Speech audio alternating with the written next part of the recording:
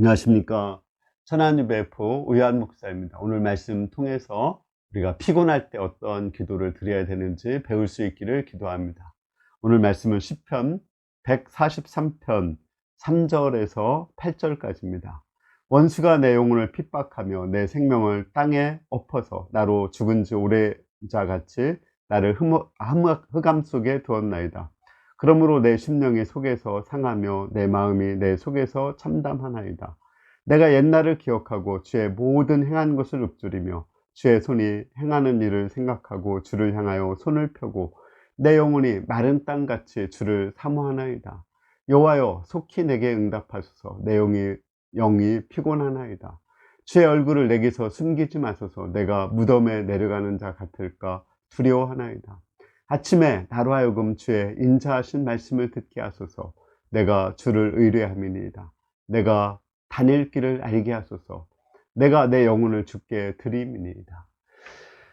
우리나라 그 제약회사 중에서 그 인간의 피곤함을 의지해서 돈을 많이 버는 회사가 있습니다. 대웅제약이죠. 사람들은 누구나 다 피곤하죠. 피곤하고 지칩니다.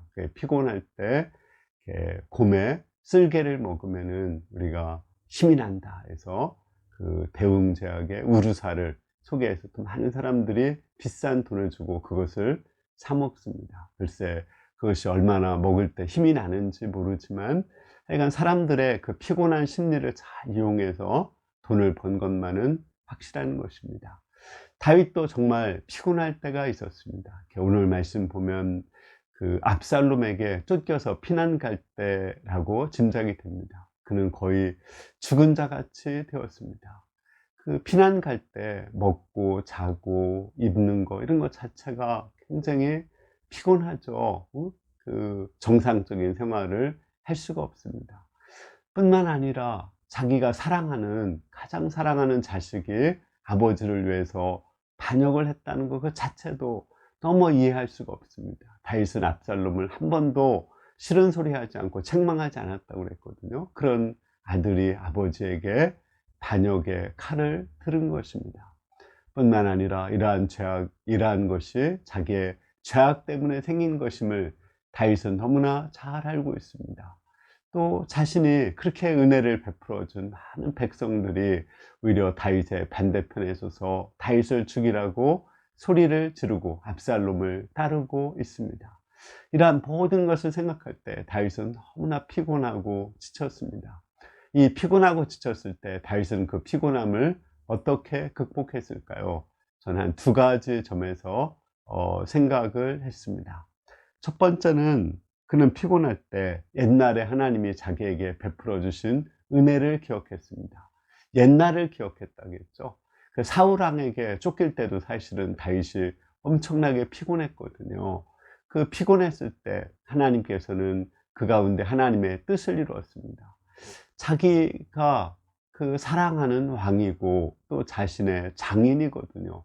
또 하나님이 기름 부어 세우신 종이거든요. 그 사람이 자기를 죽이려고 해요. 그것도 정말 이해할 수 없는 상황이고 그로 인해서 여러 굴 속에서 헤매이고 또 블레셋까지 망명 생활을 해야 됐습니다. 그러한 생활 자체가 언제 끝날지도 모르고 그는 엄청나게 피곤하고 지쳤습니다. 그러나 하나님은 그를 통해서 하나님의 뜻을 이루시고 다윗을 훈련하시고 다윗을 통일 이스라엘의 왕으로 세워주셨습니다.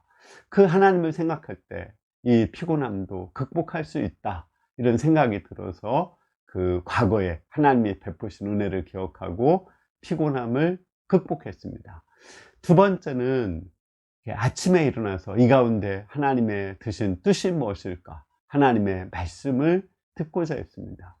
피곤하면 늦잠 자기가 쉽죠. 그런데 다윗은 피곤할 때 아침에 일찍 일어나서 하나님의 말씀을 들었습니다.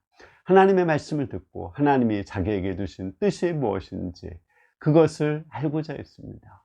그 압살롬의 반역에 둔 하나님의 의미가 있었습니다. 그 애가 하나님을 경외하지 못하고 또 하나님을 업신여긴 그러한 죄악을 훈련시키고 하나님을 경외하는 사람으로 훈련시키고자 했습니다.